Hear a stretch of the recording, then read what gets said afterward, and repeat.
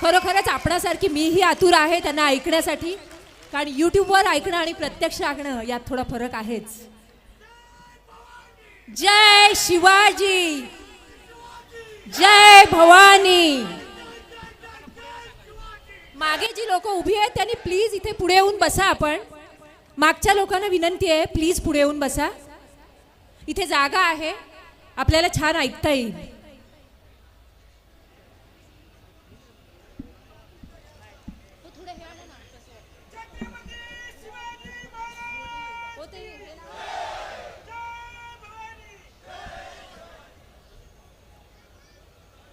चौथीत असताना सरांनी वक्तृत्व स्पर्धेमध्ये पहिल्यांदा भाग घेतला आणि त्यामध्ये त्यांना प्रथम क्रमांकाचं प्राइज मिळालं. आणि त्यानंतर त्यांनी मागे वळून पाहिलं नाही. आजपर्यंत सरांनी 127 वक्तृत्व स्पर्धेमध्ये प्रथम क्रमांकाचं पारितोषिक मिळवलेलं आहे. आणि ही त्यांच्या वाणीची कमाल आहे. खरोखरच असा वक्ता एखादाच विरळाच, आणि आज ते आपल्याला लाभलेत ही अभिमानाची आणि आनंदाची गोष्ट आहे.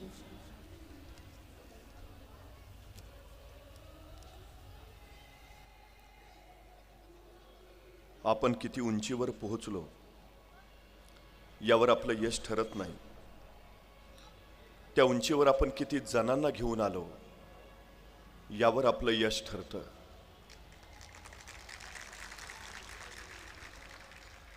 ग्रामीण भागातला एक ध्येयवेडा युवक मुंबईमध्ये येतो. इथल्या सर्वसामान्य माणसाच्या न्यायहक्कासाठी झगडतो. सफाई कर्मचाऱ्यांपासून कामगारांपर्यंत त्यांच्यासाठी लढा उभारतो. पायाभूताने मूलभूत सोयी सुविधांसाठी सतत झगडत राहतो. आणि ज्या ज्या महापुरुषांनी या समाजाला स्वतःच्या कर्तृत्वानं अफाट उंची प्राप्त करून दिली त्यांच्या विचारांचा जागर करतो. ते या आजच्या कार्यक्रमाचे संयोजक, सामाजिक परिवर्तन संस्थेचे संस्थापक अध्यक्ष सन्माननीय महादेवजी वाघमारे, ॲडव्होकेट उदयजी कुर्ले, मंचावरचे सर्व सन्माननीय आणि मंचासमोर उपस्थित असलेले आपण सर्व सन्माननीय. इतिहास अनेकांच्या अभ्यासाचा विषय आहे. इतिहास अनेकांच्या संशोधनाचा विषय आहे. इतिहास अनेकांच्या व्यासंगाचा विषय आहे. इतिहास अनेकांच्या अस्मितेचा विषय आहे. इतिहास अनेकांच्या अभिमानाचा विषय आहे. इतिहास अनेकांच्या स्वाभिमानाचा विषय आहे.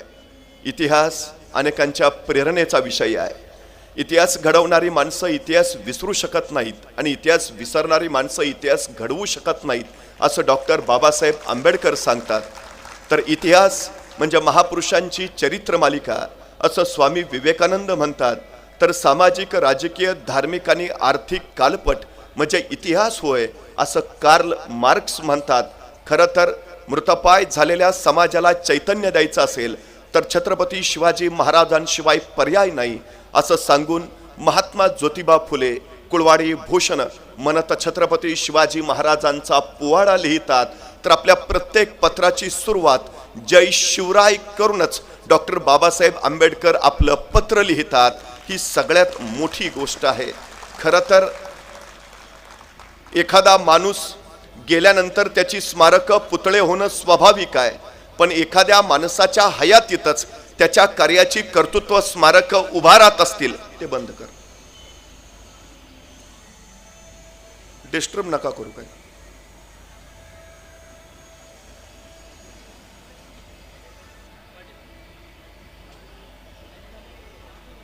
नाही नाही,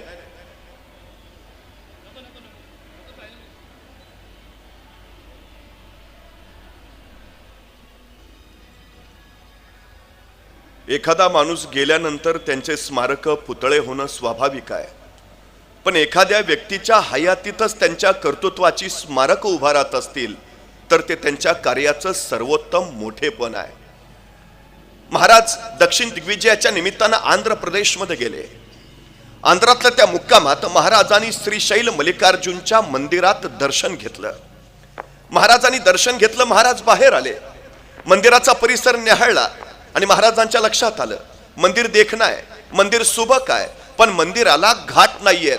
आणि महाराजांनी आंध्र प्रदेशच्या त्या मुक्कामात श्रीशैल मल्लिकार्जुनच्या मंदिराचे सगळे घाट बांधून काढले आतापर्यंत अनेक राजे आले गेले असतील, अनेकांनी त्या मंदिरात दर्शन घेतलं असेल, अनेकांनी त्या पाहिलं असेल, त्या मंदिराला घाट नाहीत, पण ते घाट बांधावेत असं वाटलं ते फक्त छत्रपती शिवाजी महाराजांना आहे. खरं तर आताचा कुणी असता तर म्हणाला असता की तो भाग कुठं माझ्या मतदारसंघात येतो, पण ही संकुचितता महाराजांच्या दृष्टीत नव्हती. महाराजांनी श्रीशैल मल्लिकार्जुनच्या मंदिराचे सगळे घाट बांधून काढले. एके दिवशी मंदिरातनं दर्शन घेऊन महाराज बाहेर पडले आणि महाराजांनी शिखराचं दर्शन घेण्यासाठी शिखराकडे पाहिलं. महाराजांच्या लक्षात आलं मंदिराच्या प्रत्येक कोपऱ्यावर एक गोपूर आहे, पण चौथ्या बाजूचं गोपूर बांधायचं राहिलंय, ते अपुरं आहे. आणि तत्काळ महाराजांना वाटलं हे अपुरं राहिलेलं गोपूर बांधायला हवं, ते पूर्ण करायला हवं. महाराजांनी आंध्र प्रदेश मधले काही मजूर बोलावले. मजुरांना सांगितलं हे अपूर्ण गोपूर बांधून पूर्ण करा, किती खर्च येईल. मजुरांनी रक्कम सांगितली. महाराजांनी तत्काळ पैसे दिले आणि महाराज पुढच्या मोहिमेला निघाले. महाराजांनी दिलेल्या रकमेच्या बळावर आंध्र प्रदेश मधल्या त्या मजुरांनी श्रीशैल मल्लिकार्जुनच्या मंदिराचं ते चौथं गोपूर बांधून पूर्ण केलं. गोपूर बांधून झाल्यावर ते सगळे मजूर एकत्र बसले आणि त्यांची चर्चा चालू झाली. ऐसा राजा होणे नाही. कित्येक आले गेले, कित्येकानी मंदिर पाहिले, कित्येकानी शिखराचे दर्शन घेतले, चौथे गोपूर बांधावयाचे राहिले हे अनेकांच्या ध्यानी आले, पण बांधावे असे वाटले ते फक्त छत्रपती शिवाजी महाराजांना. धन्य ऐसा राजा होणे नाही. अरे या राजांची कीर्ती चिरंतन राहायला हवी. हे राजे आपल्या सतत समोर असायला हवेत. राजांचं अस्तित्व इथं असायला हवं. राजांकडून सतत आपल्याला प्रेरणा मिळायला हवी. काय करता येईल. आणि एक मजूर म्हणाला आपण असं केलं तर हे जे चौथं गोपूर आपण बांधलंय त्या चौथ्या गोपुरात आपण महाराजांचीच मूर्ती बसवली तर उत्तम उत्तम उत्तम. आणि आश्चर्य वाटेल आंध्र प्रदेश मधल्या त्या मजुरांनी वर्गणी काढली आणि श्रीशैल मल्लिकार्जुनच्या मंदिराच्या त्या चौथ्या गोपुरात छत्रपती शिवाजी महाराजांची मूर्ती बसवली. महाराजांच्या हयातीत महाराजांचं उभारलं गेलेलं हे जिवंत स्मारक आहे आंध्र प्रदेश मध्ये. महाराजांनी तिथंच एक ध्यान मंदिर सुद्धा उभा केलेलं.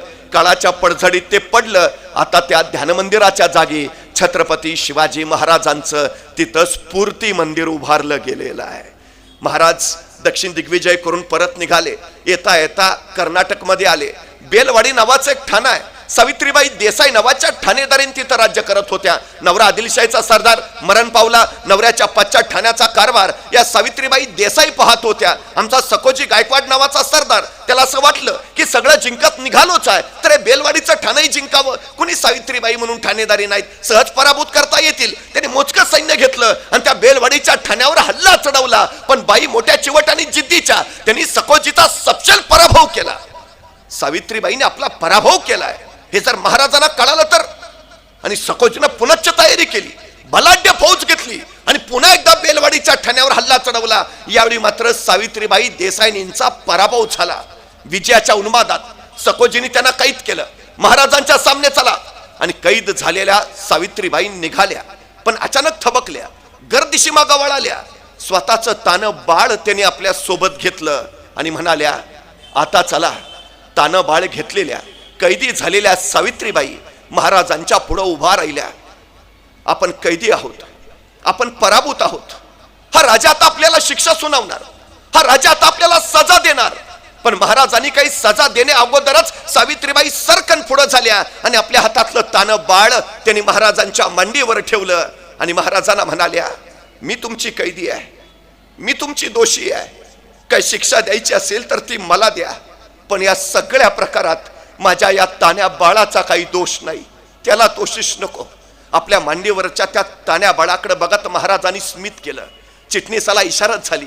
चिटणीस दुधाची वाटी घेऊन आला आणि आपल्या मांडीवर असलेल्या त्या तान्या बाळाला महाराजांनी चमच्यानी दूध पाजलं. दूध पाजून झाल्यावर महाराज त्या तान्या बाळाकडे बघत सावित्रीबाईंना म्हणाले हा आमच्या मांडीवर जो आहे ना तो आमचा भाचा आहे, हा आमचा भाचा आहे. म्हणजे तुम्ही आमच्या बहीण झाला. मग कुठला भाऊ बहिणीचं राज्य बळकावतो, कुठला भाऊ बहिणीला सजा देतो, कुठला भाऊ बहिणीला शिक्षा फरमावतो. सखोजी यांचं राज्य यांना परत द्याच, पण आमच्या बहीण म्हणून चोळी बांगडीसाठी यांना आमच्याकडून नवराज्य जोडून द्या.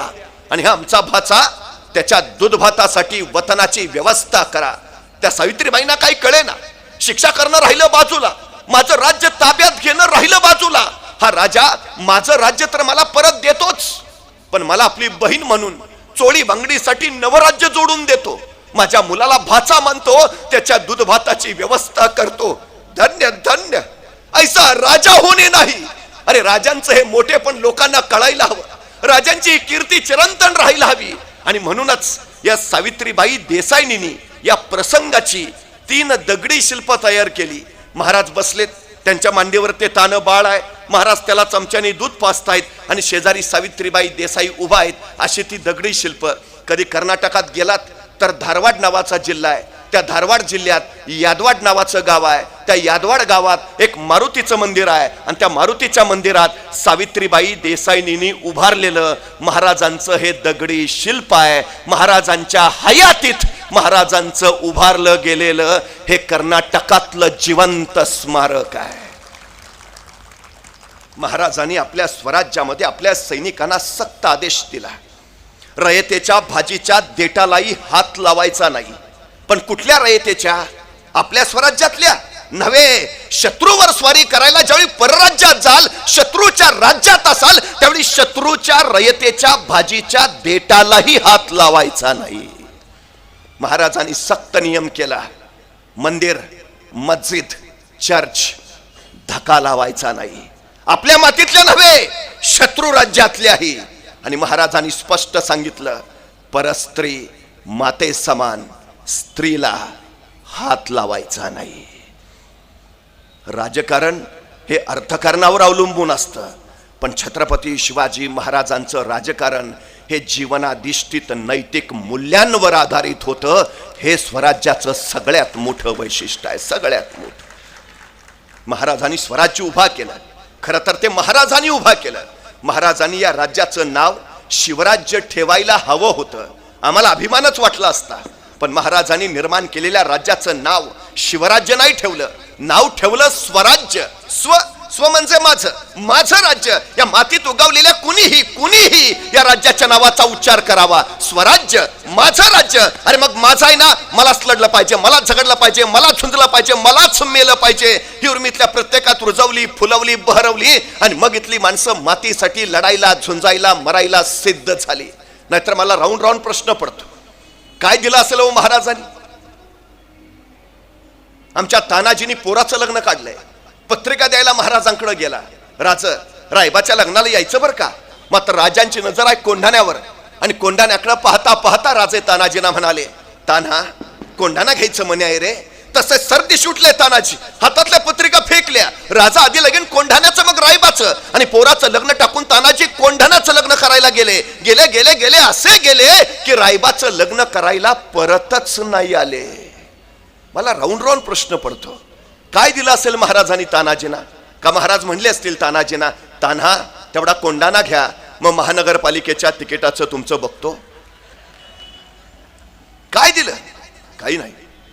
महाराजांनी स्पष्ट सांगितलं, मी सांगतोय म्हणून नको येऊस, मी म्हणतोय म्हणून नको लढूस. तुला जर वाटत असेल तुझ्या पोरी बाळींच्या बरोबर सुरक्षित राहावी तर ये. तुला जर वाटत असेल हे तुझं राज्य तुझंच राहावं तर ये. तुला जर वाटत असेल तुझ्या उद्याच्या पिढ्या सुखात नांदाव्यात तर ये.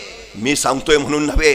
इथला प्रत्येक जण जो आला ना, तो स्वतःच्या राज्यासाठी आला, उद्याच्या पिढ्यांच्या भविष्यासाठी आला. नाहीतर मला एका प्रश्नाचं उत्तर द्या, आपल्या घरातल्या विजेच्या बल्बला आपण कधी दगड मारतो का?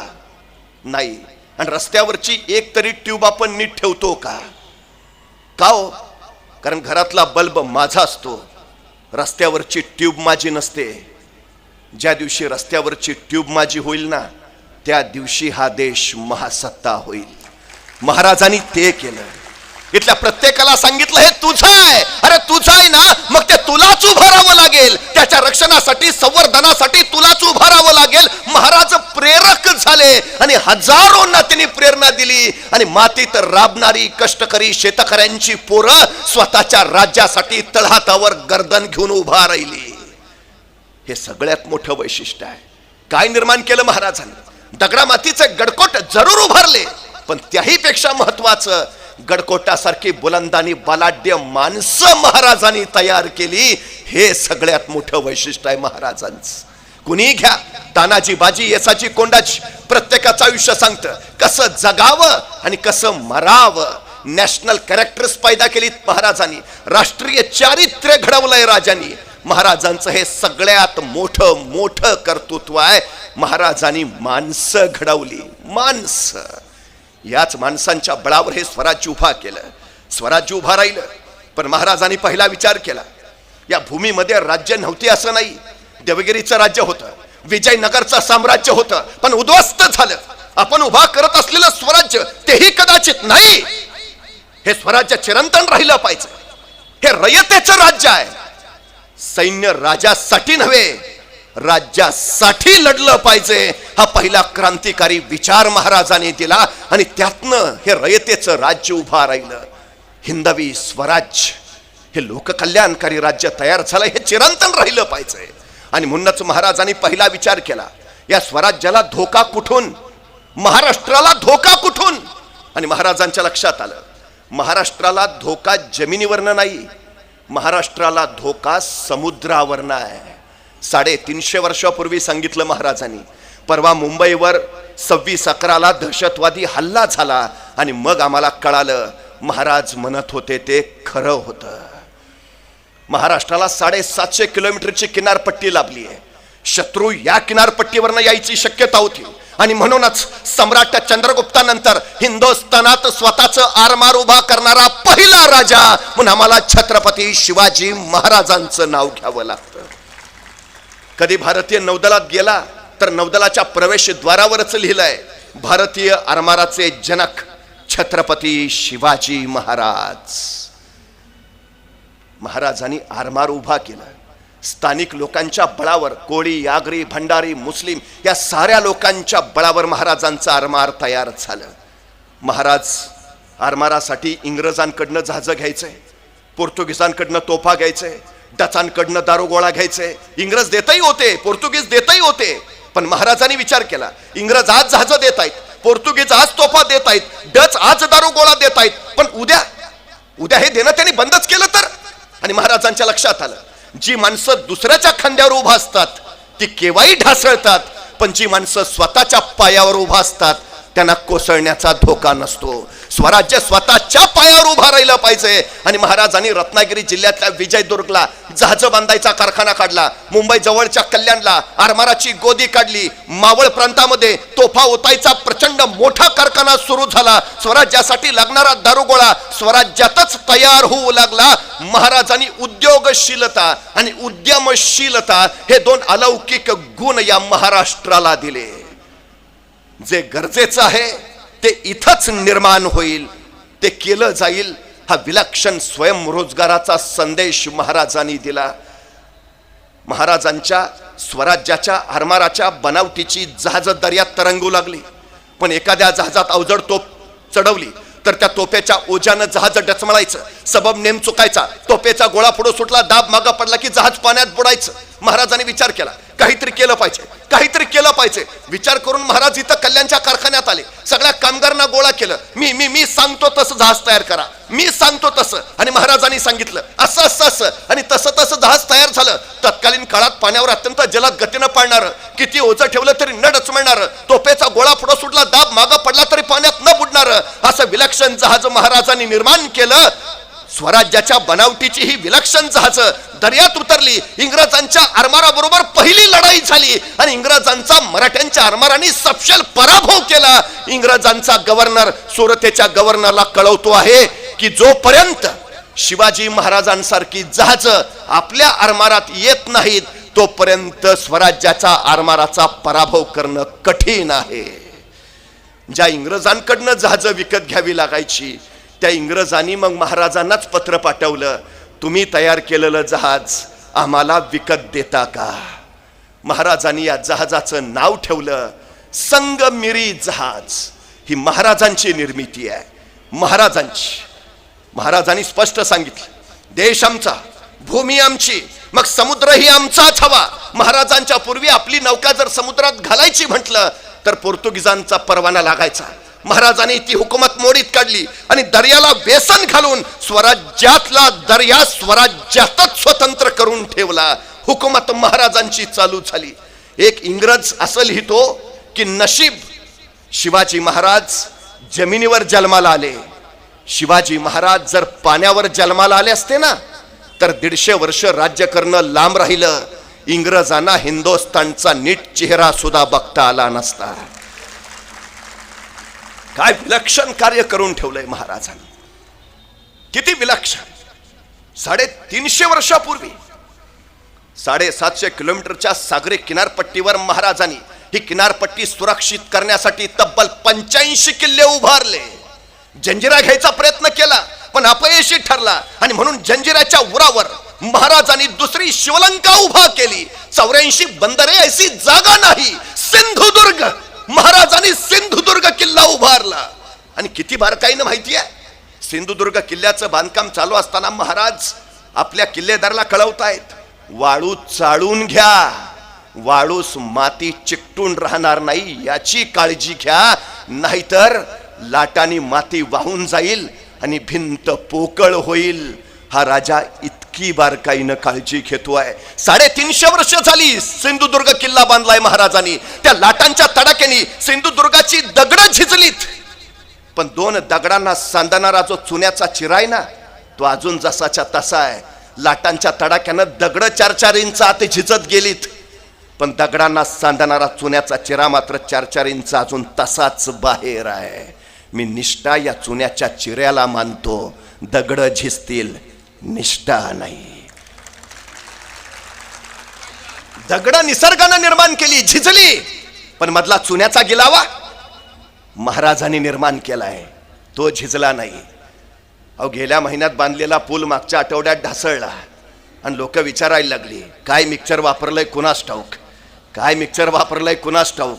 350 वर्षापूर्वीचे महाराजांचे गडकोट बघून सुद्धा लोक हेच विचारतात, अजून जसेच्या तसे महाराजांनी काय मिक्सर वापरलंय कुणास ठाऊक. मिक्सर काही का असेना, पण त्या मिक्सरमध्ये प्रामाणिकपणा होता एवढं मात्र नक्की. त्या मिक्सरमध्ये इमानदारी होती एवढं मात्र नक्की. हे स्वराज्य महाराजांनी या संस्कार मूल्यांवर उभा केलंय, हे महाराजांच्या स्वराज्याचं सगळ्यात मोठं वैशिष्ट्य आहे. सिंधुदुर्गाचं बांधकाम चालू होतं आणि महाराज ते बांधकाम पाहायला तिथं गेले. महाराजांनी गड निहाळला, विलक्षण, अलौकिक. अनेक कामगारांनी महाराजांना सांगितलं, महाराज आपलं कार्य अपूर्व, आपण दर्याला व्यसन घालता आहात. आणि अचानक महाराजांचा पाय चालता चालता चुन्याच्या ओल्या गिलाव्यावर पडला. महाराजांच्या डाव्या पायाचा ठसा त्या सिंधुदुर्गाच्या ओल्या बांधकावर उमटला. कामगार म्हणाले, महाराज आपण आज आलात, पण आपण इथं सतत असावं असं आम्हाला वाटतं. आपलं अस्तित्व इथं चिरंतन राहावं. महाराज आपल्या पायाचा ठसा आहेच, आपल्या हाताचा ठसाही आम्हाला द्यावा. आणि त्या ओल्या चुन्याच्या गिलाव्यात महाराजांच्या हाताचा ठसाही उमटला. आजही तुम्ही सिंधुदुर्गावर गेला तर महाराजांच्या हाताचा आणि डाव्या पायाचा ठसा आता कानोडा करून सुरक्षित करून ठेवलाय. महाराजांच्या हयातीत महाराजांचं उभारलं गेलेलं हे महाराष्ट्रातलं जिवंत स्मारक आहे, सिंधुदुर्ग. महाराजांनी सुरतेवर छापा मारला. आता सुरतेवर छापा का? इंग्रजांची वखार लुटायची आहे, पैसा सोनं नाणं संपत्ती अडका पाहावं. पण महाराजांची जिज्ञासून जर शोधत होती वेगळंच काहीतरी. इंग्रज धूर्त, इंग्रज हुशार, इंग्रज पुढारलेले. महाराज हे नव्हतं शोधत, काहीतरी वेगळं असेल, काहीतरी इंग्रजांकडे वेगळं असेल. आणि महाराजांची जिज्ञासून जर भिरभिरत राहिली आणि अचानक एका कोपऱ्यात महाराजांना कसलं तरी यंत्र सापडलं. महाराजांनी उचललं आणि सोबत आणलं. यंत्र उचलून आणलं खरं, पण यंत्र कशाचं आहे तेच कळेना. जिज्ञासा किती आहे महाराजांची बघा. महाराजांनी परत इंग्रजांना पत्र पाठवलं, ते परवा आम्ही छापा मारलेला, आणलंय तुमचं यंत्र उचलून, पण ते कशाचं आहे सांगता का? नाही सांगितलं इंग्रजांनी. महाराजांनी शोध घेतला, यंत्र कशाचं कशाचं कशाचं यंत्र. आणि महाराजांच्या लक्षात आलं, हे छपाई करायचं यंत्र आहे. उत्तम उत्तम उत्तम, छपाई कला सुरू करता येईल, ग्रंथ छापता येतील, ज्ञान प्रवाहित करता येईल, हे यंत्र चालू झालं पाहिजे. महाराजांनी पुन्हा इंग्रजांना पत्र पाठवलं, ते छपाई यंत्र चालवणारा माणूस पाठवता का? नाही पाठवला इंग्रजांनी. जेवढा काळ महाराज सुरतमध्ये होते तेवढा काळ ते यंत्र चालू करायचा त्यांनी विलक्षण प्रयत्न केला, पण माणूस मिळाला नाही. महाराज महाराष्ट्रात यायला निघाले आणि तेव्हा ते छपाई यंत्र त्यांनी सुरतेच्या भीमजी पारेख नावाच्या माणसाला दिलं आणि सांगितलं, हे यंत्र सुरू करा, छपाई कला सुरू करा. महाराज महाराष्ट्रात आले आणि सुरतेच्या त्या भीमजी पारेखनं महाराजांनी दिलेलं छपाई यंत्र सुरू केलं आणि सुरतमध्ये हिंदुस्थानातला पहिला छापखाना सुरू झाला, ज्याचं नाव होतं श्री शिवाजी छापखाना. भारतीय छपाई कलेचे उद्गाते म्हणून आम्हाला महाराजांचंच नाव घ्यावं लागतं. हे 350 वर्षापूर्वी केलंय महाराजांनी. असं कुठलं क्षेत्र नाही ज्या क्षेत्रामध्ये महाराजांनी अशी अपूर्व क्रांती केली नाही. आणि महाराजांकडे आहे काय? सामर्थ्य आहे, संपत्ती आहे, सैन्य आहे, काय आहे? 750 वर्षाचं पारतंत्र्य फक्त 35 वर्षात हटवलं महाराजांनी. जगाच्या इतिहासातली सगळ्यात अल्पावधीत घडलेली क्रांती आहे, फक्त 35 वर्षात. कुणाच्या बळावर? रानावनात काम करणाऱ्या शेतकऱ्यांच्या बळावर घडवलेली ही क्रांती आहे, फक्त 35 वर्षात. स्वराज्य हाच ध्यास आणि स्वराज्य हाच श्वास झाला होता महाराजांचा, फक्त 35 वर्षात. कोण होतं सोबत? हाताशी काही नसताना महाराजांनी राज्य उभा केलं. आमच्याकडे मात्र सगळं रेडीमेड तयार असताना आमच्या हातून काही होत नाही. नाहीतर एखाद्याला ढाल द्यावी, तलवार द्यावी, एवढंच काय त्याला घोड्यावर नेऊन बसवावा, त्याच्या पुढे जाऊन त्याला रणांगणात नेऊन सोडावा आणि मग म्हणावं, लेका आता तरी लढ. तरी पट्ट्या निवांतच. अरे लडकी, तुमचा लढू कसा? एका हातात ढाल आहे, दुसऱ्या हातात तलवार आहे, दोन्ही हात एंगेज आहेत, लढणार कसा? अरे मग निदान पळून तरी जा. पळू तरी कसा? घोड्यावर बसलोय दिसत नाही काय? चोह बाजूनी अडचण आहे हो आमची. मुंगी बघितली? मुंगी मुंगी मुंगी केवढीशी, तिचं डोकं केवढंसं, डोक्यातला मेंदू केवढासा, तरी पण त्या मुंगीला बरोबर कळतं कुठल्या गावातल्या, कितव्या आळीतल्या, कितव्या घरातल्या, कितव्या खोलीतल्या, कितव्या कपाटावरच्या, कितव्या फळीवर किती नंबरचा साखरेचा डबा आहे. रस्ता दाखवावा लागत नाही. मुंगी कणभरच असते, मनभर साखर फस्त करते. मराठे सुद्धा कणभरच होते, पण मनभर मोगल उद्ध्वस्त केले ते या निश्चयाच्या आणि निर्धाराच्या बळावर. ध्येयाशिवाय जीवन व्यर्थ आहे. महाराजांनी ध्येय घेतलंय. काय ध्येय? ॲबे करे नावाचा फ्रेंच प्रवासी रोह्याला उतरला. त्याला राजापूरच्या बंदरावर जायचं आहे, पण दर्यावर हुकूमत महाराजांची. राजापूरला जायचं तर महाराजांच्या कार्यालयातनं परवाना घेतल्याशिवाय त्याला पुढे जाता येत नव्हतं. तो रोह्याच्या कार्यालयात गेला, मला राजापूरच्या बंदरात जायचा परवाना हवाय. आणि हा परवाना घेता घेता रोह्याच्या कार्यालयात असलेल्या शिवाजी महाराजांच्या माणसाला त्यांनी विचारलं, तुमचे महाराज प्रत्येक लढाईत यशस्वी होत आहेत, तुमचे महाराज प्रत्येक युद्ध जिंकतायत, तुमच्या महाराजांच्या यशाचं कारण काय? आणि शिवाजी महाराजांचा तो माणूस सांगतोय, अभ्यास, विलक्षण अभ्यास. असं कुठलंही क्षेत्र नाही ज्या क्षेत्राचा महाराजांना अभ्यास नाही. राज्यशास्त्र, धर्मशास्त्र, नीतिशास्त्र, अर्थशास्त्र, साऱ्याचा विलक्षण अभ्यास आमच्या महाराजांचा आहे.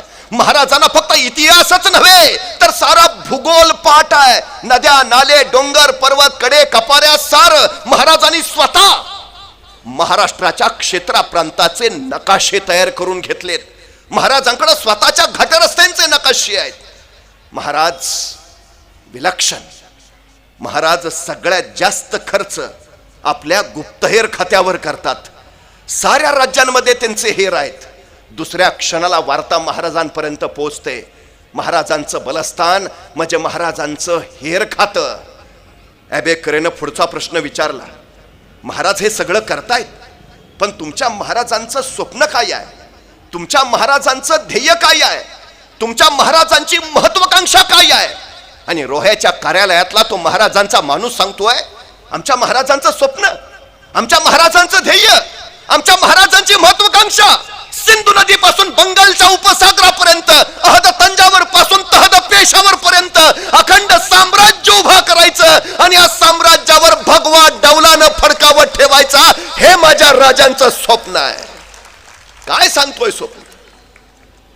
सिंधू नदीपासून बंगालच्या उपसागरापर्यंत अखंड साम्राज्य उभा करायचं. हे स्वप्न फक्त महाराजांचं नाही, रोह्याच्या कार्यालयात काम करणाऱ्या शेवटच्या माणसाचं सुद्धा झालंय. महाराजांनी आपलं स्वप्न इथल्या प्रत्येकाच्या काळजात पेरलं, तेव्हा इथली माणसं मातीसाठी समर्पित व्हायला उभा राहिली. ध्येय ठरवा, ठरवायलाच हवं. एकदा ध्येय ठरलं की मग प्रवासाला आरंभ करता येतो. आरंभ करण्याआधी सगळ्यात महत्वाची गोष्ट आहे नियोजन. तुम्ही काम किती करता याला महत्व नाही, तुम्ही काम कसं करता हेही महत्वाचं नाही, तुम्ही तुमच्या कामाचं नियोजन कसं करता हे फार आणि फार महत्वाचं आहे.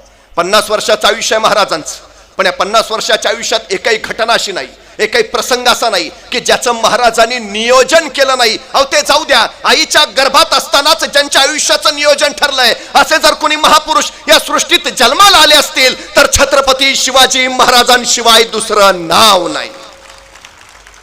जन्माला यायच्या आधीच ठरलंय का जन्माला यायचं आहे, जन्माला यायच्या आधीच ठरलंय जन्माला येऊन काय करायचं आहे.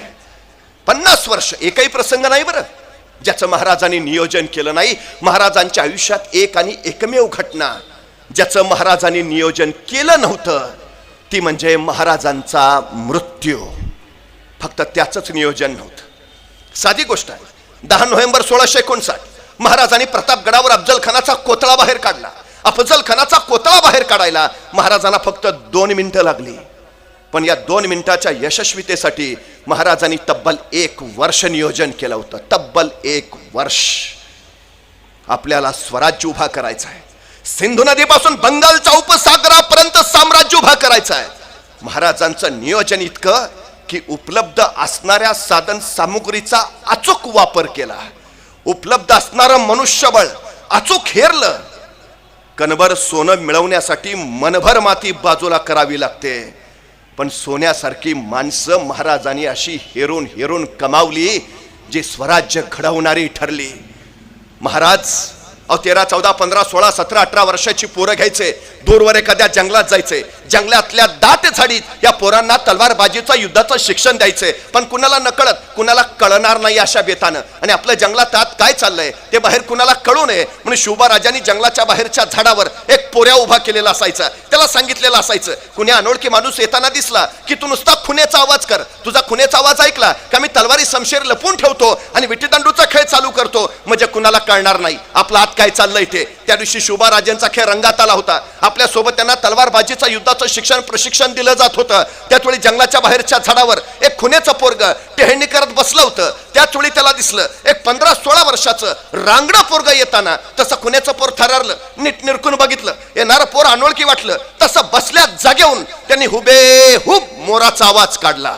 मोराचा आवाज म्हणजे खून शिवबाराजांना कळवायची की कुणी अनोळखी येतंय, सावध राहा. शिवबाराजांनी मोराचा आवाज ऐकला, आपल्या सोबत त्यांना सांगितलं, अरे तलवारी शमशेर लपून ठेवा, विटीदांडूचा खेळ चालू करा, कुणी अनोळखी येत आहे. पोरांनी तलवारी लपवल्या, विटीदांडूचा खेळ चालू झाला. तोपर्यंत जंगलाच्या बाहेरच्या झाडावरचं ते खुनेचं पोरग टप्प दिशेखाली पडलं होतं. 15-16 वर्षाच्या त्या रांगड्या पोरापुढे उभा राहिलं होतं आणि त्याला दमात घेऊन विचारत होतं, कोण र तू? आणि ते 15-16 वर्षाचं रांगडं पोरग सांगत होतं, रामोशाचा बहिर्जी जी. काय काम काढलं सर? काही नाही जी, राजांना भेटायचं होतं. कार बोलू की राजांना? मग सांगतो. ते खुन्याचं पोर म्हणलं, तो ता म्हणताच मी राजासनी सांगाव देऊन येतो. खुन्याचं पोर गात गेलं, राजांना सांगू लागलं, राज कुणी रामोशाचा बहिर्जी आलाय जी. राजे म्हणले, दे पाठवून. बहिर्जी आत आला, राजांपुढे उभा राहिला. राजाने विचारलं, काय काम काढलंस रे? तसा बहिर्जी म्हणाला, राज आम्हाला बी तुमच्या खेळात घ्या की सामील करून. राजाने विचारलं, काय येतं तुला? सगळं येतं जी, कसला बी आवाज काढतो, कुणाची बी नक्कल करतो. राजा वेषांतर तर असा करतो की तुम्ही बी ओळखायचा नाही. राजांना पटलं, वाटलं माणूस कामाचा. असं असं असं मग चल ये ये ये ये ये आत्तापासूनच आमच्या खेळात ये. तसा बहिर्जी घुटमळला, म्हटला, राज उद्यापासून येतो की जी. कार नाही, बापाला सांगावा दिला असता राज, बापाला सांगून उद्यापासून येतो की जी. राजे म्हणले, ठीक आहे जा, ये उद्यापासून. बहिर्जी जायला वळाला, 5-6 पावलं गेला. अचानक काय वाटलं कुणास ठाऊक, बहिर्जी पुन्हा माघार आला. राजांना म्हणाला, राज एक सांगू का जी? राजे म्हणले, बोल. नाही, कुणी अनोळखी माणूस आला तर तुम्हाला कळावं म्हणून तुम्ही झाडावर जो पोऱ्या उभा केलाय त्याला सांगा, ह्या दिवसात मोर वरडत नाही. ती नाही, कुणी जाणता माणूस यायचा आणि मोराचा आवाज ऐकायचा. तो विचार करायचा, या दिवसात जर मोर ओरडतच नाहीत तर आवाज आला कुठनं? आयत गवसून जाल राजा. राजाने माणसं गोळा केली आहेत, त्याशी दऱ्याखोऱ्यातली इकडे कंदरातली अचूक ज्ञान, सूक्ष्म निरीक्षण असलेली हाच बहिर्जी पुढं राजांचा गुप्तहेर प्रमुख झाला. महाराजांनी अशी असंख्य माणसं गोळा केली. महाराजांचं हे स्वराज्य होतं कशासाठी? छत्रपती व्हायचंय म्हणून. राज्याभिषेक करायचंय म्हणून नाही. महाराजांच्या राज्याचा वचननामा काय? सर्वास पोटास लावणे आहे. बस. रिकाम्या पोटी माना वाकलेल्या राहतात आणि भरल्या पोटी पाठीचे कणे ताठ होतात. पाठीचे कणे ताठ ठेवायचे असतील तर माणसांची पोटं भरली पाहिजेत.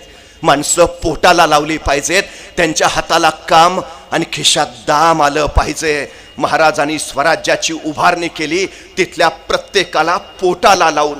महाराष्ट्रात 450 किल्ले आहेत, पैकी 360 स्वराज्यात होते, पैकी 110 किल्ले महाराजांनी आपल्या 50 वर्षाच्या आयुष्यात बांधलेत.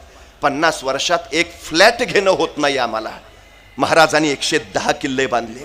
स्वराज्य बळकट करणं हा हेतू होताच, पण त्याहीपेक्षा महत्वाचा हेतू होता या मातीत उगवलेल्या प्रत्येकाच्या हाताला काम मिळालं पाहिजे. सुतार, लोहार, चांभार, न्हावी, जोशी, गुरववाणी, मुलानी, साळी, माळी, धनगर, कोळी, तेली, आगरी, भंडारी सारी पोटाला लागली पाहिजेत.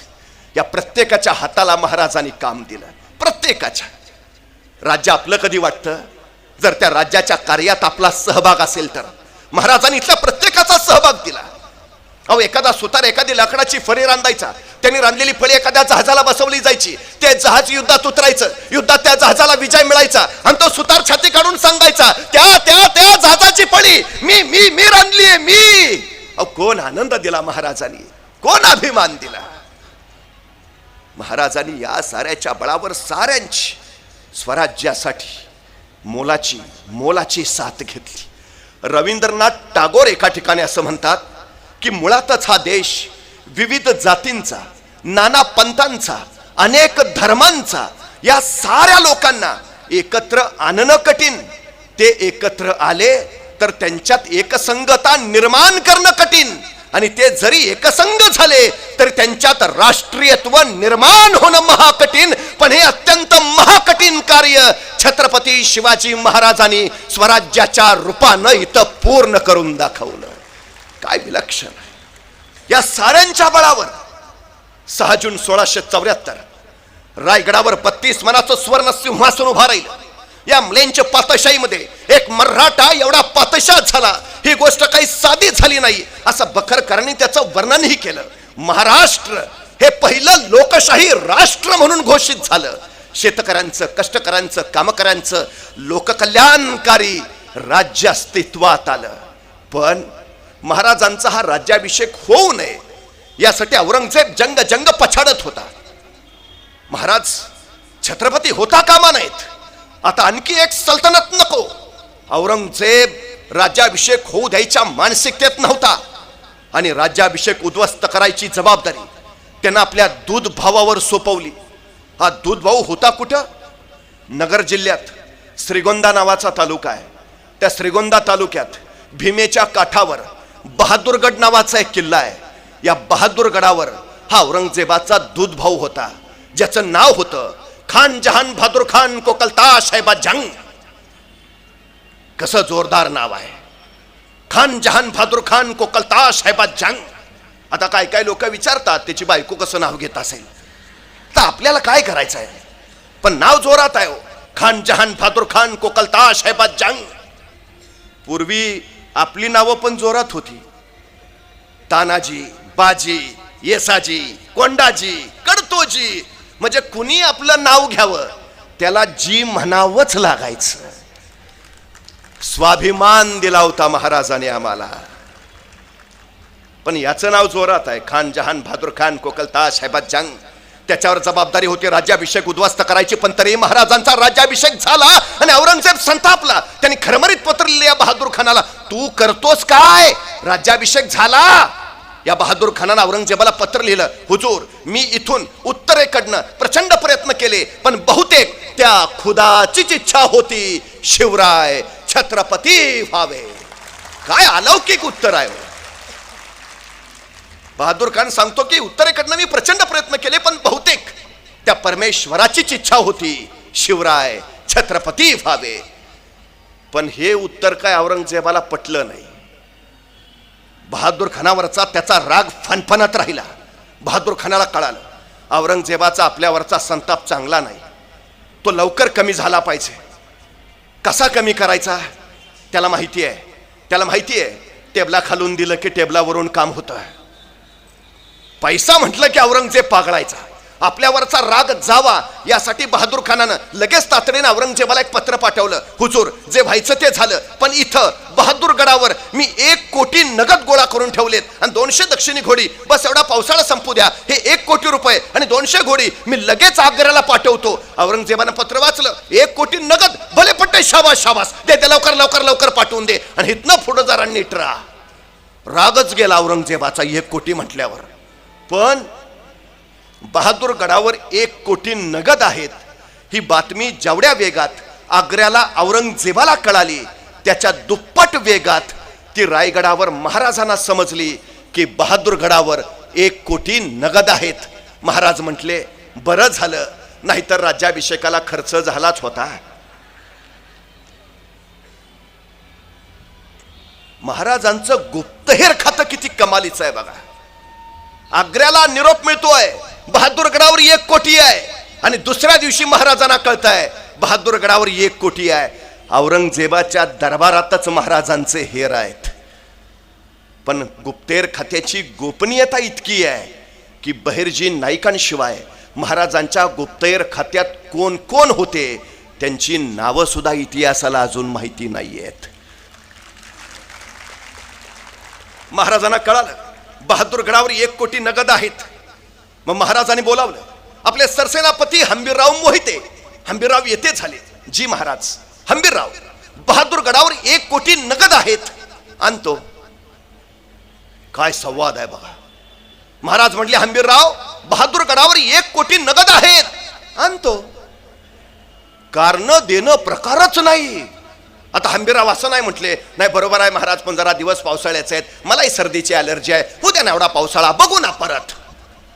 नाही हो, कारण देणारे कधीच विजयी होत नाहीत आणि विजयी होणारे कधीच कारण देत नाहीत. शिवचरित्र हा जगातला एकमेव असा इतिहास आहे ज्या इतिहासात तुम्हाला कुणी कारण देतानाच भेटत नाही, विषयच नाही. शिवचरित्र जगण्याची स्पर्धा नाही, शिवचरित्र मरण्याची स्पर्धा आहे. महाराज एखादी मोहीम काढायचे आणि तानाजी म्हणायचा, राज ह्यो डाव आपला, आपण जाणार. तसा यसाजी म्हणायचा, ताना, आम्ही हाय नव, ही मोहीम आपली, आपण जाणार राज. तसं बाजी म्हणायचं, यसाजी कवापासून नंबर लावून बसलोय का, सर माग, ही मोहीम आपली आहे, आपण जाणार, आपण लढणार, आपण मरणार राज. जगाच्या पाठीवरचा पहिला काळ आहे. माणसं जगण्यासाठी नाही, मरण्यासाठी स्पर्धा करतात. काय दिलं असेल ओ महाराजांनी? काही मरण्यासाठी स्पर्धा आहे. सिद्धी जव्हरचा वेढा पन्हाळ्याला पडलाय. 65,000ची फौज. महाराजांनी 1 डिसेंबर 1659 पन्हाळा घेतला आणि पन्हाळा ताब्यात आल्यावर काही दिवसातच त्या पन्हाळ्याच्या पायथ्याच्या गावातली काही तरणीबाण पोरं स्वराज्यात दाखल झाली. त्यातच एक जण होता पन्हाळ्याच्या पायथ्याच्या नेबापूर गावचा शिवा काशीद. 2-3 महिने झाले आणि सिद्धी जव्हरचा वेढा पडला. शिवा नाव राजांच, दिसायचा राजांसारखा हुबहू. महाराजांनी या शिवाला बोलावणं धरलं. शिवा, आमचं रूप घेतोस? ए शिवा, सिद्धीच्या भेटीला जातोस? होय रे शिवा, मरायला तयार होतोस? शिवा म्हणला, होतो. झाला, गेला, परत आलाच नाही. 6 महिन्याची ओळख आहे हो फक्त महाराजांनी शिवा काशीची, 6 महिन्याची. या 6 महिन्याच्या काळात महाराजांनी त्या शिवा काशीच्या उरात असं काय पेरलं असेल की शिवा काशीत मरायला तयार व्हावं? काय? एकीकडं सिद्धीशी तहाची बोलणी करायला शिवा काशीत निघालेत, तर त्याच वेळी पन्हाळ्याच्या पश्चिमेकडून रात्रीच्या किर्र काळोखात पावसाळ्या वादळी रात्री महाराज विशाळगडाकडे निघाले. सोबत बाजी प्रभू, फुलाजी प्रभू आणि बांदल सेना. तब्बल 21 तास अखंड प्रवास करून महाराज मसाईच्या पठारावर पोहोचले आणि त्याच वेळी चाहूल लागली. शत्रू पाटला गौराय आणि बाजी प्रभू महाराजांना म्हणाले, राजे, निमे लोक घेऊन आपण पुढे निघा, आम्ही निमे लोक येथे झुंजितो, साहेबकारी आम्ही मरितो. आमच्या मुला लेकरांसाठी महाराज साहेब समर्थ. काय सांगतायत बाजी प्रभू? आपण निमे लोक घेऊन पुढे जा. महाराज म्हटले, नाही बाजी, सोबत लढू. आणि कडाडले बाजी, नाही राज, लाख मेले तरी चालतील, पण लाखाचा पोशिंदा वाचला पाहिजे. राजा निघा. निमे लोक घेऊन महाराज पुढे निघाले आणि बाजी प्रभू सांगतायत, निमे लोक घेऊन आम्ही इथे झुंजितो, साहेबकारी मरितो. तयारी आहे समर्पित व्हायची. का? आम्हाला काळजी करायचं कारणच नाही. का? आपण स्वतः आमच्या पाठीशी आहात. आमच्या मुला लेकरांसाठी आमचे महाराज साहेब समर्थ. असं काय केलं असेल महाराजांनी? राज्याभिषेकाच्या वेळी स्वराज्याची महाराजांनी घटना बनवली आहे, ज्याला मी कानून जाप्ता म्हणतो. मी राज्य उभारलं, मी छत्रपती, याचा अर्थ कुणी काही म्हणेल आणि राज्य तैसे चालेल ऐसे होणार नाही. राज्य घटनेच्या चौकटीतच चालेल. महाराजांनी अष्टप्रधान मंडळ तयार केलं, प्रत्येकाला कार्य कर्तव्य नियम नियमावली आखून दिली. या अष्टप्रधान मंडळाचे 30 विभाग केले. त्या 30 विभागात 600 कर्मचारी नेमले, प्रत्येकाला जबाबदारी दिली. नियमांनाच राज्य चालेल. आमच्या अनाजी दत्तोनी एका गरीबाचे 2 आणे देणं बाकी ठेवलं आणि त्या गरीबानं तक्रार महाराजांकडे केली आणि संतापले महाराज. अनाजी दत्तोंवर कडाडले, त्या गरीबाचे काय म्हणून 2 आणे देणं बाकी ठेवलात? याऊ परायचा कसूर झाल्या स्वामी भीड धरणार नाहीत, स्वामी जीवेच मारितील. 2 आण्याचा सवाल आहे फक्त. कारभार कसा आहे? इतका कडक कडेकोट. गजाखिंडीमध्ये निम्या लोकांनी बाजी प्रभू खिंड लढवत राहिले. राजे विशाळगडाकडे निघाले, कडाडत राहिले बाजी. जाऊन सांगा त्या यमाला, जोपर्यंत राजे विशाळगडावर पोहोचल्याचे तोफांचे आवाज आमच्या कानावर पडत नाहीत तोपर्यंत हा बाजी प्राण सोडणार नाही. राजे विशाळगडावर पोहोचल्याचे तोफांचे आवाज कानावर पडले आणि शिर तुटले, बाजी कोसळले. स्वराज्यासाठी समर्पित झाले. गजखिंड पावनखिंड झाली. फुलाजी प्रभू, बांदल सेना सारे मारले गेले. महाराज बाजी प्रभू फुलाजी प्रभूंच्या सिंध या गावी गेले. त्यांच्या कुटुंबियांचं सांत्वन केलं. बाजी प्रभू फुलाजी प्रभूंना एकूण 8 मुलं. महाराजांनी त्यांच्या 8ही मुलांना स्वराज्याच्या सेवेत दाखल करून घेतलं. अनुकंपा तत्वावर नोकरी ही योजना शिवाजी महाराजांची. आता तुम्ही असा विचार कराल, ठीक आहे, ज्यांची मुलं योग्य वयात आहेत त्यांना सेवेत दाखल घेता येईल करून, पण ज्या सैनिकांची मुलं छोटी आहेत आणि आता तो सैनिक मारला गेला, युद्धात धारातीर्थी पडला, त्या छोट्या मुलांचं काय? महाराजांनी रायगडावर स्वराज्यासाठी खर्ची पडलेल्या आपल्या सैनिकांच्या मुलांसाठी बाल दरवेशी गृह उभारलंय, ज्याला मी आता वसतिगृह म्हणतो. बाल दरवेशी गृह. आपल्या सैनिकांच्या मुलांचं संगोपन, संवर्धन, शिक्षण, प्रशिक्षण हे सगळं स्वराज्यातून केलं जायचं आणि ती योग्य वयात आल्यावर त्यांना स्वराज्याच्या सेवेत घेतलं जायचं. ठीक आहे, लहान मुलांचंही झालं. आता काही सैनिक असे असतील, नुकतंच लग्न झालंय आणि तो युद्धावर गेला, मारला गेला, आता घरी फक्त विधवा पत्नी आहे, त्याचं काय? आपल्या खर्ची पडलेल्या सैनिकाच्या विधवा पत्नींसाठी महाराजांनी फॅमिली पेन्शनची व्यवस्था केली आहे. 350 वर्षापूर्वी पेन्शनची व्यवस्था. किती पेन्शन तेही ठरवलंय. तो सैनिक युद्धात मारला गेला त्यावेळी त्याला शेवटचा पगार जेवढा असेल त्या पगाराच्या निम्मी रक्कम त्याच्या पत्नीला आयुष्यभर पेन्शन म्हणून स्वराज्यातून दिली जायची. आता ठीक आहे, काही सैनिक असे असतील ज्यांचं अजून लग्नच झालं नाही आणि ते लढाईत गेले आणि मारले गेले, आता घरी फक्त वृद्ध आई वडील आहेत, त्यांचं काय? महाराजांनी त्यांचाही विचार केलाय. अशा सैनिकांच्या वृद्ध आई वडिलांसाठी महाराजांनी आडीशेरी नावाची योजना सुरू केली आहे. या वृद्ध आई वडिलांना दरमहा 2.5 शेर धान्य स्वराज्यातून दिलं जायचं. महाराजांनी इतका बारीक विचार केलाय. आपल्या शेवटच्या घटकापर्यंत स्वराज्याचं सारं पोचलं पाहिजे, साऱ्यांना न्याय मिळाला पाहिजे, हे सगळ्यात महत्वाचं महाराजांनी पाहिलं. महाराजांची रणांगणावर लढताना 10 वर्ष स्वराज्य निर्मितीसाठी गेली, 10 वर्ष बालपणात, पण उरलेली 30 वर्ष महाराजांनी स्वराज्याचं सुराज्य करण्यात घालवलीत. स्वराज्य म्हणजे माझं राज्य आणि सुराज्य लोककल्याणकारी राज्य. महाराजांनी हे लोककल्याणकारी राज्य उभा केलं. आणि म्हणूनच या देशाची राज्यघटना तयार करताना डॉक्टर बाबासाहेब आंबेडकर असं म्हणतात की या देशाची राज्यघटना तयार करताना माझ्या डोळ्यासमोर छत्रपती शिवाजी महाराजांचं स्वराज्य होतं. किती बारीक विचार केलाय. त्यामुळे कारण देणं, जबाबदारी टाळणं हा प्रकारच नाही स्वराज्यात. महाराजांनी सांगितलं हंबीरराव बहादूरगडावर 1 कोटी नगद आहेत, आणतो. पण आणणं सोपं आहे. बहादूरगडावर त्याची 35,000ची खडी फौज आहे. त्या 35,000 फौजेच्या तावडीतनं 1 कोटी आणायचे म्हणजे किमान 50,000ची फौज घेऊन गेलं पाहिजे. मग रायगडावर त्यावेळी 50,000 सैन्य आहे नाही हो. स्वराज्याची पद्धत अशी, दसऱ्याला सीमोल्लंघन करावं, स्वराज्य संवर्धनासाठी बाहेर पडावं, अक्षय तृतीयेला परत यावं आणि शेतीच्या कामाला लागावं. आमचा स्वराज्यातला शेतकरी हाच स्वराज्याचा सैनिक असायचा आणि स्वराज्याचा सैनिक हाच पावसाळ्यात शेती करत बसायचा. मल्टी स्किल लेबर पॉलिसी ही महाराजांची निर्मिती आहे. एकाच सैनिकाकडनं अनेक कामं करून घेणं, मल्टी स्किल लेबर पॉलिसी.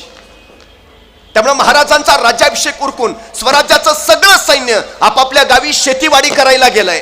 रायगडावर सैन्य आहे कुठं? मग बहादूरगडावर 1 कोटी कसे आणणार?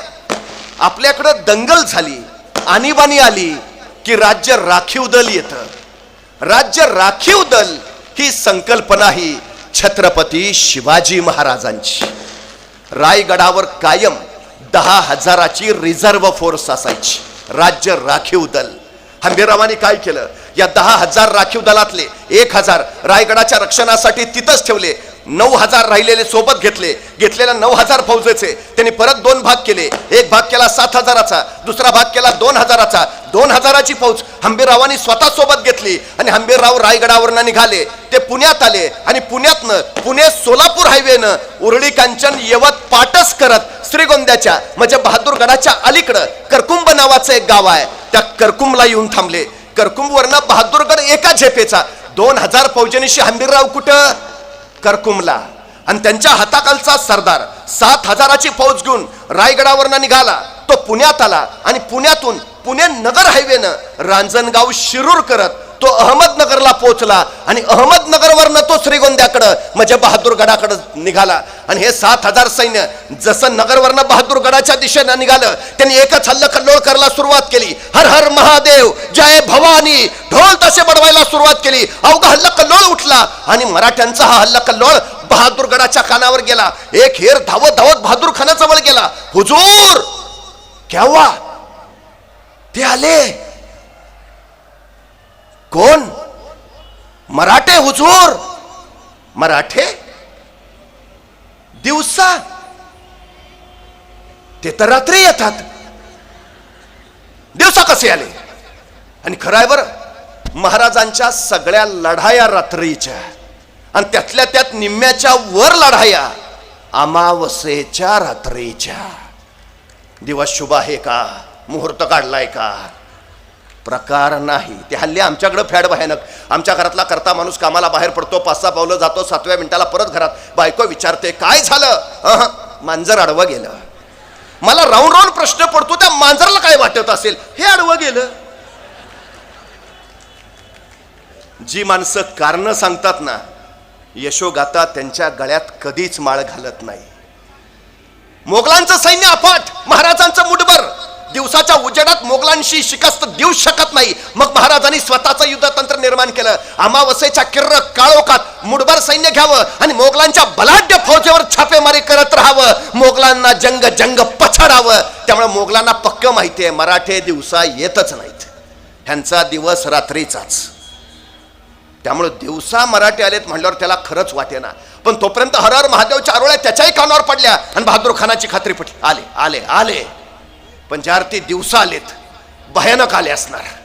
कारण आपली 35,000ची फौज आहे. आपल्या 35,000 फौजेशी हे दिवसा लढायला आलेत म्हणजे मराठे 50,000 तरी असणार. बहादूर खानानं काय केलं? आपली 35च्या 35,000 फौज तिथनं बाहेर काढली. वॉचमन गेटमनच ठेवले तिथं आणि 35,000 फौज घेऊन निघाला मराठ्यांच्या रोखानं. इकडून मराठे तावात तावात, तिकडून बहादूर खानाचा सैन्य यलगार तकताक दिन आक्रमण. दोन्ही फौज आमने सामने आल्या. आता तुंबळीत दोणार, बहन दुमचक्री मारदार, कडाडला बहादूर खान. आक्रमण, उसळले मराठे. हर हर महादेव, तलवारी उचलल्या गेल्या आणि त्यांनी अचानक रिव्हर्स गिअर टाकला, भागो. त्या बहादूर खानाला सुचायचं बंद झालं. चला मराठे पुढं मोगल माग, मराठे पुढं मोगल माग, 2 मैल 4 मैल 5 मैल 10 मैल. मराठे माग वळूनच बघेनात, मराठे पुढंच आणि मराठे माग वळून पण बघेनात. मग बहादूर खान म्हटला, रुक जाओ रुक जाओ. गए, भाग गए. मला वाटलं 50,000 असतील, मराठे 7,000 आहेत. आपली 35,000ची फौज बघूनच पळून गेले, आता नाही यायचे परत, चलो वापस. त्यानं सगळं सैन्य वळवलं, निघाला बहादूरगडाच्या दिशेनं. अहो 10-12 मैलच गेला असेल, तेवढ्यात त्याचा मागचा हेर ओरडला, हुजूर मराठे परत आले. आता मात्र बहादूर खान संतापला. अरे काय लपाछपी चालली आहे का? ही काय पद्धत आहे का राव? अशी असते का लढाई? पण आता मराठे येतायतच अंगावर चाल करून म्हटल्यावर काय करतो? बहादूर खानानं परत सगळं सैन्य वळवलं, निघाला मराठ्यांच्या दिशेनं. आता मराठे तावातावात घुसायचं आणि कापायचं. बहादूर खान संतापला, यलगार ताक दिन दिन आक्रमण. मराठे हर हर महादेव करत समोर आले, तलवारी उचलल्या गेल्या आणि वार होणार. मराठ्यांनी परत रिव्हर्स गिअर टाकला, भागो. आलं मराठे पुढं मोगल माग, मराठे पुढं मोगल माग. 5 मैल 10 मैल 15 मैल 20 मैल. मराठे थांबायचं नावच घेणार. मग बहादूर खान म्हणला, रुक जाओ रुक जाओ. गए, उगा हुलकावणी दाखवायला आलते, 2 वेळा हुलकावणी दाखवली, आता नाही यायचे परत, चलो वापस. त्यांनी सगळं सैन्य वळवलं, निघाला बहादूरगडाच्या दिशेनं. 15-20 मैलच गेला असेल, तेवढ्यात त्याचा मागचा हेर परत ओरडला, हुजूर मराठे परत आले. आता मात्र बहादूर खानाला सुचेना, काय पद्धत आहे काही. पण त्याच वेळी त्याने आपल्या सैनिकांना सांगितलं, आता काय व्हायचं ते होऊ द्या, आता जातील तिथपर्यंत ताणायचे, नाहीतर दिवसभर खेळवत बसतील हे आपल्याला. त्यानं पक्क ठरवलं, काय व्हायचं ते होऊ द्या, आता जातील तिथपर्यंत ताणायचे.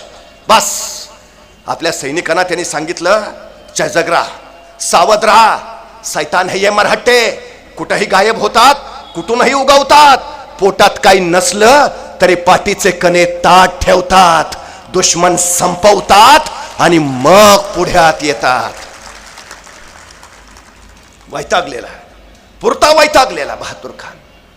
त्यांनी पुन्हा तयारी केली, सज्ज होऊन तो निघाला मराठ्यांच्या रोखानं. आता मराठ्यांनी ठरवलेलं घुसायचं आणि कापायचं. बघता बघता दोन्ही फौज आमने सामने आल्या. आता पुन्हा तुंबाळी युद्ध होणार, तलवारी उचलल्या गेल्या आणि वार होणार. मराठ्यांनी परत रिव्हर्स गिअर टाकला, भागो. झालं मराठे पुढं मोगल माग, मराठे पुढं मोगल माग. 5 मैल 10 मैल 15 मैल 20 मैल नगर आलं, बहादूर खान मागच. बघता बघता मराठे शिरूरला पोचले, बहादूर खान मागच. जसे बहादूर खानाचं सैन्य शिरूरला पोचलं, बहादूर खानाचा एक सरदार म्हणला, हुजूर अब लौट चलते हैं.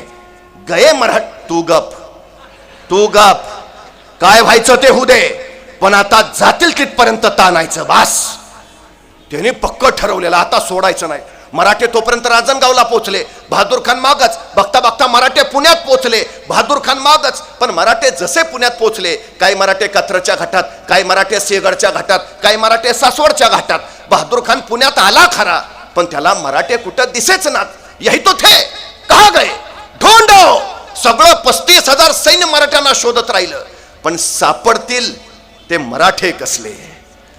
बहादूर खानाचं सैन्य शोधून शोधून दमलं, पण मराठे सापडेच नात, मराठे गवसेच नात. अहो त्याला काय माहिती आहे, सह्याद्रीच्या दऱ्याखोऱ्यात फक्त 3घच फिरू शकतात, एक वारा, दुसरा वाघ आणि तिसरे मराठे. 4थ्याचं काम नाही. पण आता मराठे सापडतच नाहीत म्हणल्यावर बहादूर खान म्हणाला, जीतम जीतम जीतम, बड़ी जीत मिली हमें, मराठे भाग गए, मराठों को भगा दिया, खासी जीत मिली, चलो वापस. आणि 35,000 फौज घेऊन तो निघाला पुण्यातनं. पण बहादूर खान आपल्या 35,000 फौजेनिशी पर पुण्यात पोहोचलाय. एवढीच बातमी हेरानी तिकडं करकुमला उभा असणाऱ्या हंबीररावांना दिली. तो तिकडून पार पुण्यात पोहोचलाय, इकडून रान मोकळच आहे. हंबीररावांनी करकुमची आपली 2,000 फौज घेतली, एका झेपेत बहादूरगड गाठला. तिथं वॉचमन गेटमन थाबडून सुजवले, आत जाऊन 1 कोटी उडवले. 200 दक्षिणी घोडी ताब्यात घेतली. किल्ल्यात जेवढं किमती सामान होतं, किमती ऐवज होता, तेवढा सगळा घोड्यावर लादला. हंबीररावांना खरं तर किल्ल्यातलं सगळंच घ्यायचं होतं, पण नाईलाजानं घेता नाही आलं. शेवटी अत्यंत दुःखाने त्यांनी ते पेटवून दिलं. आणि मग 1 कोटी नगद 200 दक्षिणी घोडी त्याच्यावर लादलेला ऐवज घेऊन हंबीरराव परत बहादूरगडावरनं करकुंब पाटस येवत उरळी कांचन करत पुण्यातनं रायगड इकडं जीतम करत बहादूर खान पोचला होता नगरला. नगरवरनं निघाला होता बहादूरगडाच्या दिशेनं. जसा जसा बहादूरगड जवळ यायला लागला त्याला नुसता धूरच दिसायला लागला. त्याला काय कळे ना. मग एक सुजलेला वाचलेला त्याच्या पुढ्यात आला. बहादूर खानानं त्याला विचारलं, ये क्या है? तो सुजलेला म्हणाला, हुजूर सब ले गए. कौन? मरहट्टे हुजूर. मरहट्टे? तो हम किन के पीछे थे? मरहट्टों के हुजूर. तो इधर कौन आया था? मरहट्टे हुजूर. ऐसा कैसे हो सकता है? ऐसा ही हुआ हुजूर. आणि मग त्याला कळालं मराठ्यांनी असं बनवलं होय. म्हणजे 7,000 मराठ्यांनी आपल्याला इकडून इकडं पळवत नेलं आणि 2,000 मराठ्यांनी इकडं काम तमाम केलं. या खुदा कैसे है ये मराठे? मला सांगा, शत्रू किती? 35,000. महाराजांची फौज किती? 9,000. मग महाराज असं म्हटले का हो, त्यांचे 35,000 आहेत, आपले 9,000 आहेत, डिपॉझिट पण राहणार नाही, कशाला अर्ज भरा?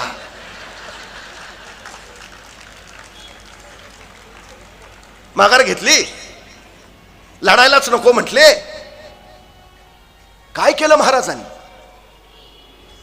महाराजांनी पर्याय निर्माण केला. त्यांचे 35,000, आपले 9,000. आपले वाढवता येत आहेत का? नाही महाराज, आपले वाढवताच येत नाही. ठीक आहे, मग त्यांचे कमी करा. काय पर्याय काढला? आपले वाढवता येत नाही ना, त्यांचे कमी करा. यशाची 4 सूत्र आहेत. सांगा म्हणजे कळेल, मागा म्हणजे मिळेल, शोधा म्हणजे सापडेल आणि ठोठवा म्हणजे उघडेल. ज्याला हे जमलं त्याला यश मिळालं. महाराजांनी आम्हाला पर्याय निर्माण करायला शिकवलं. आपले वाढवता येत नाही ना, ठीक आहे, त्यांचे कमी करा. 35च्या 35,000 पुण्यात नेऊन ठेवले. वॉचमन गेटमनच तिकडं. काय सांगितलं महाराजांनी? जोपर्यंत ध्येयापर्यंत पोहोचत नाही तोपर्यंत माघार नाही. हे यशाचं सूत्र आहे. तुम्ही हारला म्हणून अयशस्वी होत नाही, तुम्ही प्रयत्नच सोडला म्हणून तुम्ही अयशस्वी होता, हे लक्षात घ्या. जोपर्यंत पोचत नाही तोपर्यंत थांबायचं नाही. महाराज सांगतायत झेपावत राहा. झेपावता येत नाही, उड्या मारा. उड्या मारता येत नाही, पळत जा. पळता येत नाही, चालत जा. चालता येत नाही, रांगत जा. रांगता येत नाही, घसरत जा. घसरता येत नाही, गरंगळत जा. गरंगळता येत नाही, सरपटत जा. पण जा. जोपर्यंत पोहोचत नाहीस तोपर्यंत पुढे जात राहा. यश स्वागताला उभा आहे.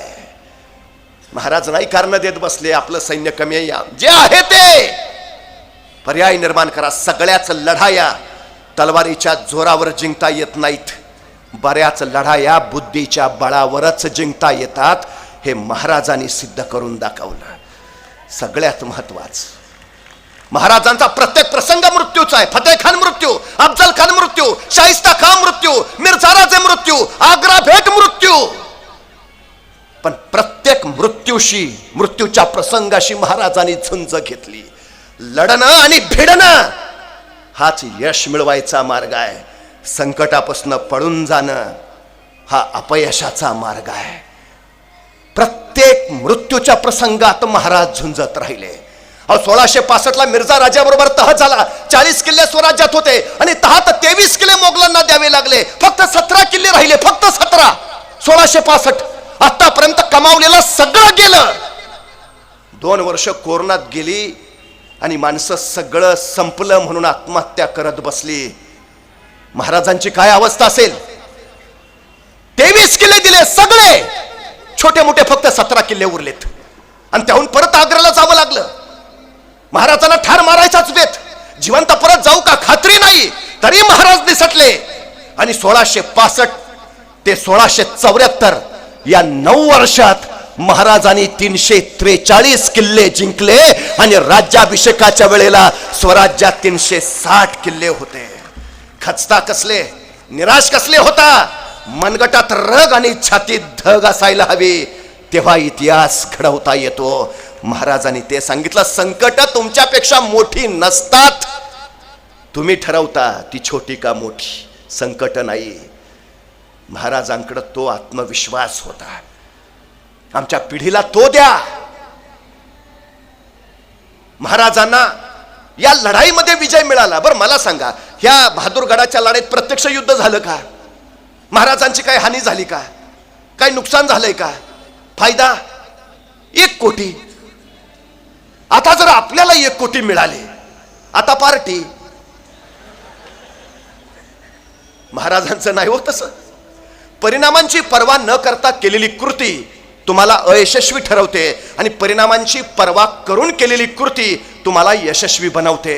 महाराजांनी फक्त 1 कोटी मिळवण्या इतपत नियोजन केलं नव्हतं. महाराजांनी पुढचा विचार करून ठेवलाय. बहादूर खानाच्या 1 कोटी आपण पळवले. बहादूर खान गप्प नाही बसणार. नगरचं सैन्य गोळा करेल, नाशिकचं सैन्य गोळा करेल, त्याचं स्वतःचं 35,000 लाखाभराची फौज उभा करेल आणि रायगडावर हल्ला चढवेल. बहादूर खान लाखाची फौज घेऊन रायगडावर चालून आला तर रायगडावर आपले फक्त 10,000. राजधानी राखावी कैसे? मग बहादूर खान थोपवला पाहिजे, थोपवलाच पाहिजे. कुठवर? आपलं सैन्य परत येत नाही तोपर्यंत. आपलं सैन्य कधी परत येणार? पावसाळा संपल्यावर. पावसाळा कधी संपणार? 4 महिन्यानंतर. म्हणजे 4 महिने बहादूर खानाचं आक्रमण थोपवलंच पाहिजे. सुरू झालं महाराजांचं राजकारण आणि महाराजांनी आपला वकील काझी हैदर त्यांना पाठवलं बहादूरगडावर बहादूर खानाची भेट घ्यायला. काझी हैदर बहादूरगडावर पोहोचले, पण बहादूर खान काय भेटच घेना. नको बाबा, ते बनवतात फार, पण संकेत असतो भेट घ्यावी. नाईलाजानं बहादूर खानानं काझी हैदरांची भेट घेतली. विचारलं क्या है? तसे काझी हैदर म्हणाले, हुजूर, आपल्यावर कोसळलेल्या दुःखाची आम्हास तीव्र जाणीव आहे. हे असे दिवसाढवळ्या 1 कोटी जाणं साधी बात नव्हे. अंतकरणाला किती यातना झाल्या असतील आम्ही समजू शकतो, पण हुजूर, आमच्याकडनं हे चुकून घडलं. It's an accident.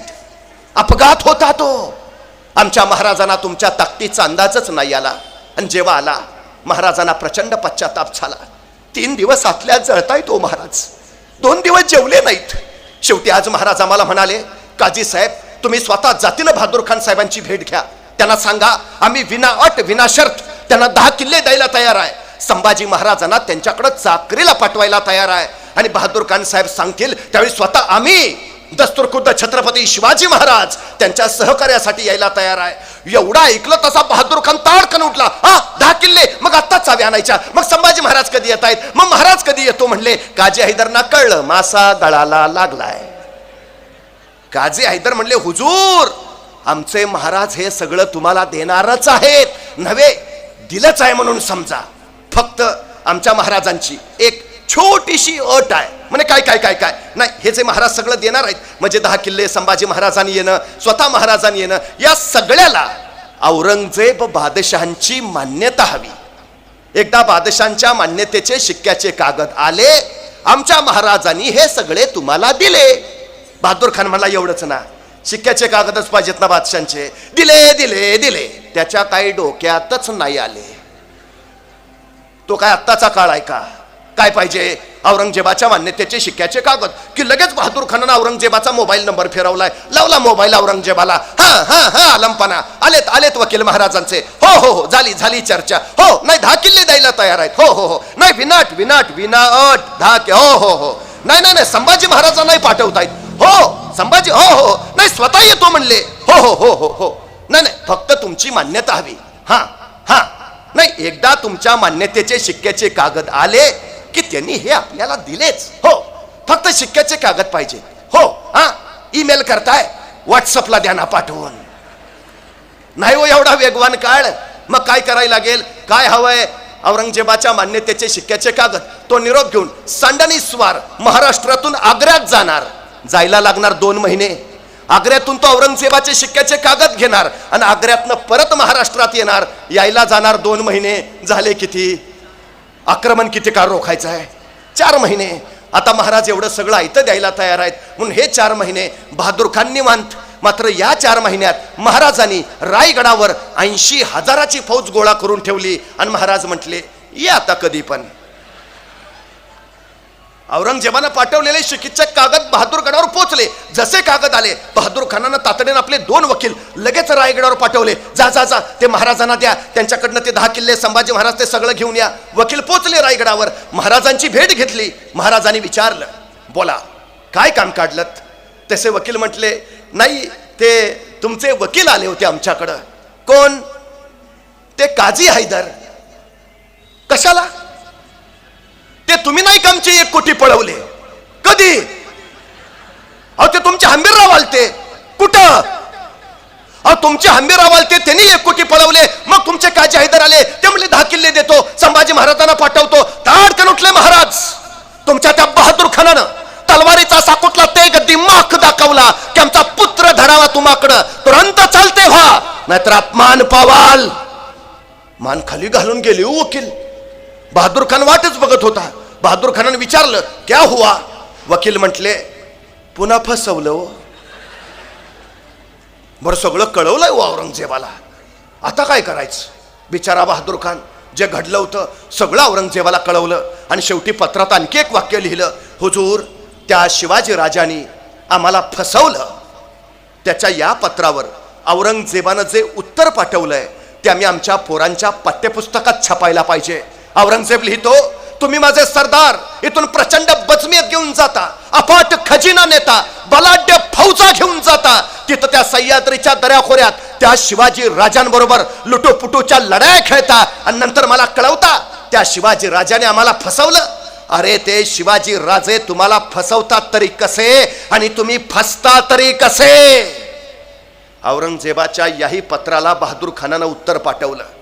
तो म्हणाला, हुजूर, आपण मला विचारलं ते शिवाजी महाराज आम्हाला कसे फसवतात आणि आम्ही कसे फसतो. हुजूर, ते शिवाजी महाराज आग्र्यात सुद्धा आले होते, तुम्हाला कसं फसवलं? आम्हालाही तसंच फसवलं. काय करतो, काय करतो औरंगजेब? जोपर्यंत शिवाजी महाराज हयात होते, औरंगजेब चुकून महाराष्ट्रात आला नाही. चुकून. भीती होती. सरदारांचा पराभव केल्यावर किमान त्यांच्यावर रागावता तरी येत आहे. महाराजाने आपलाच पराभव केला तर रागवावं कुणावर? नाही आला तो. मी जाणीवपूर्वक विधान करतो, छत्रपती शिवाजी महाराज हे 17व्या शतकातले आंतरराष्ट्रीय कीर्तीचे सेनापती आहेत. आंतरराष्ट्रीय, जगात तुलना नाही, तुलनाच नाही. कारण महाराजांच्या 50 वर्षाच्या आयुष्यात त्यांच्या पुढे जेवढे शत्रू आले त्यातले फक्त 2 भारतीय आहेत आणि बाकीचे सगळे भारताबाहेरचे आहेत. त्या साऱ्यांचा महाराजांनी पराभव केलाय. फक्त 2 भारतीय, एक मिर्झा राजा जयसिंह, तो इथला आहे, आणि 2 अफजल खा, तोही इथला आहे. हे 2 वगळता उरलेले जेवढे शत्रू आहेत सगळे भारताबाहेरचे आहेत. पुण्याच्या लाल महालावर महाराजांनी जगातला पहिला सर्जिकल स्ट्राईक केला आणि शाहिस्ता खानाची बोटं छाटली. तो नवाब शाहिस्ता खान तुर्कस्तानचा नवाब आहे, तुर्कस्तानचा. महाराजाने त्याला असा तडाखा दिला, तो जो रातोरात गेला, परत आलाच नाही. इथं उंबरखिंडीत लोणावळ्याजवळ शिवाजी महाराजांनी कारतलब खानाला कोंडून मारलं. हा कारतलब खा उझबेकिस्तान म्हणजे आताच्या ताश्कंदर रशियाचा आहे. महाराजांनी त्याचा पराभव केला. सिद्दी जौहर, सिद्दी सलामत खा इथोपियाचे आहेत. इथोपिया. दिलेर खान अफगाणिस्तानचा आहे. बेहलोल खान पठाण, सिकंदर चिदर खान पठाण इराणचे आहेत. या साऱ्यांचा महाराजांनी पराभव केला. इंग्रज इंग्लंडचे, फ्रेंच फ्रान्सचे, पोर्तुगीज पोर्तुगालचे, साऱ्यांचा. 17व्या शतकातील आंतरराष्ट्रीय कीर्तीचे सेनापती छत्रपती शिवाजी महाराज. शिवाजी महाराजांच्या आग्र्याच्या प्रकरणातून प्रेरणा घेऊन नेताजी सुभाषचंद्र बोस इंग्रजांच्या नजरकैदेतून निसटले. महाराजांसारखीच त्यांनी वेषांतराची कल्पना घेतली आणि नेताजी देशांतर करून भारताबाहेर गेले. बाहेर जाऊन त्यांनी आझाद हिंद फौजेची उभारणी केली आणि आझाद हिंद फौजेच्या आपल्या आझाद हिंद सैनिकांना त्यांनी स्वातंत्र्याचा एकच महामंत्र दिला, शिवराय शिवराय आणि शिवराय. परवा एक पाश्चात्य विचारवंत भारतामध्ये आला होता. तो असं म्हणाला की तुमची भारतीय पोरं खरंच भाग्यवान आहेत. खरंच भारतीय पोरं भाग्यवान आहेत, कारण आमच्या पोरांना प्रेरणा द्यायला आम्हाला काल्पनिक सुपरमॅन तयार करावे लागले. आमच्या पोरांना प्रेरणा द्यायला आम्हाला काल्पनिक रॉबिन हुड बनवावे लागले.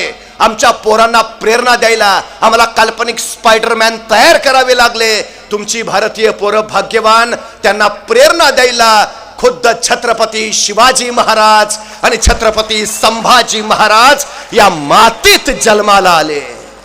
आपण भाग्यवान आहोत. आपण शिवछत्रपतींच्या भूमीत जन्माला आलो आहोत. शिवछत्रपतींचं स्वराज्य, ते सुराज्य, महाराजांनी निर्माण केलेली लोकशाही, ती समता, ती मानवता आणि साऱ्यांना सोबत घेत राष्ट्रीयत्वाची निर्माण केलेली विलक्षण भावना, याच्या बळावरच उद्याचा समाज, उद्याचं राष्ट्र आम्हाला घडवता येईल. शिवरायांचा जागर करत, शिवरायांच्या विचारांवर कृती करत पुढे जाऊया ही अपेक्षा व्यक्त करतो. आजच्या कार्यक्रमाचे संयोजक, ज्यांच्यामुळं हा सगळा सोहळा इथं साकार झाला, ते महादेवजी वाघमारे यांना पुनश्च एकदा शुभेच्छा देतो, अभिनंदन करतो, आपल्या सगळ्यांची रजा घेतो. धन्यवाद.